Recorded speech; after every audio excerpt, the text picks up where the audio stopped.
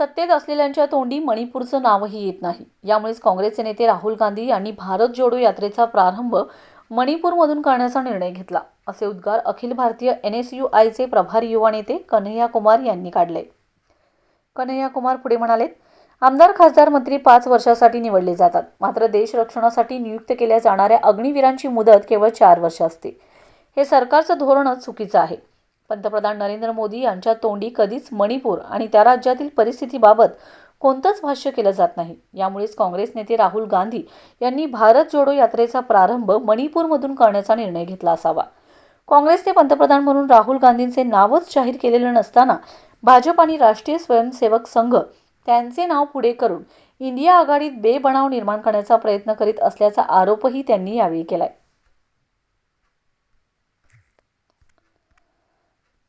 आप महाराष्ट्र के तमाम लोग सौभाग्यशाली हैं कि जब राहुल जी की भारत जोड़ो यात्रा कन्याकुमारी से चली थी तो महाराष्ट्र से होकर के गुजरी थी। अब जब राहुल जी की भारत जोड़ो न्याय यात्रा शुरू हुई है तो ये मणिपुर से शुरू हुई है, ये मुंबई में समाप्त होने वाला है। मणिपुर से क्यों शुरू हुआ है? मणिपुर से इसलिए शुरू हुआ है कि मणिपुर में लगातार लोगों की हत्याएं हो रही हैं, महिलाओं के साथ बलात्कार हो रहे हैं और देश के प्रधानमंत्री की जुबान पर मणिपुर का नाम नहीं आता है। आखिरी बार प्रधानमंत्री जी ने मणिपुर का नाम लिया था मणिपुर के मुख्यमंत्री को हैप्पी बर्थडे बोलने के लिए। विजय भाई, प्रधानमंत्री आपको हैप्पी बर्थडे नहीं बोले ना? कोई नहीं, ईडी भेज सकते हैं हैप्पी बर्थडे बोलने के लिए।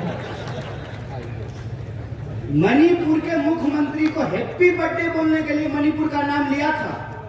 जब महिलाओं को नंगा करके घुमाया जा रहा था, उनका वीडियो बनाया जा रहा था, पुलिस के हथियार लूटे जा रहे थे, नौजवानों के ऊपर गोलियां चलाई जा रही थी, तो ना जय शाह के पप्पा को फुर्सत थी, ना देश के प्रधानमंत्री को फुर्सत थी कि वो उस पर मुंह खोल सके। इसीलिए राहुल जी ने तय किया है, और राहुल जी प्रधानमंत्री नहीं है, कांग्रेस पार्टी ने उनको प्रधानमंत्री का कैंडिडेट नहीं बनाया है।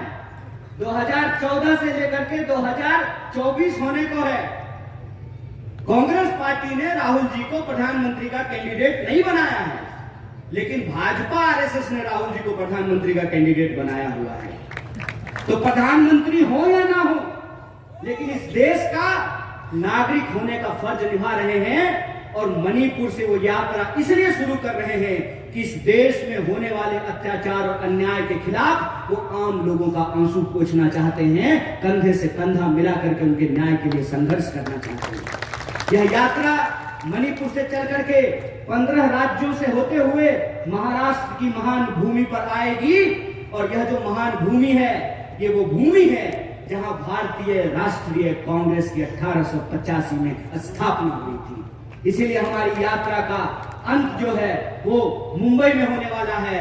तो मैं आप तमाम लोगों से यह आग्रह करना चाहता हूं कि अगर आप चाहते हैं इस देश के किसानों के खिलाफ होने वाले अन्याय खत्म हो, अगर आप चाहते हैं कि इस देश की महिलाओं पर होने वाले अन्याय खत्म हो, अगर आप चाहते हैं कि इस देश के नौजवानों के खिलाफ होने वाले अन्याय खत्म हो और इस देश की आम आवाम के खिलाफ होने वाले अन्याय को खत्म किया जाए, तो न्याय के लिए आपको इस भारत जोड़ो न्याय यात्रा में शामिल होना चाहिए। तो मैं आपसे एक सवाल पूछना चाहता हूं, आप सब लोग अन्याय को समाप्त करना चाहते हैं? हाथ उठा करके बताइए।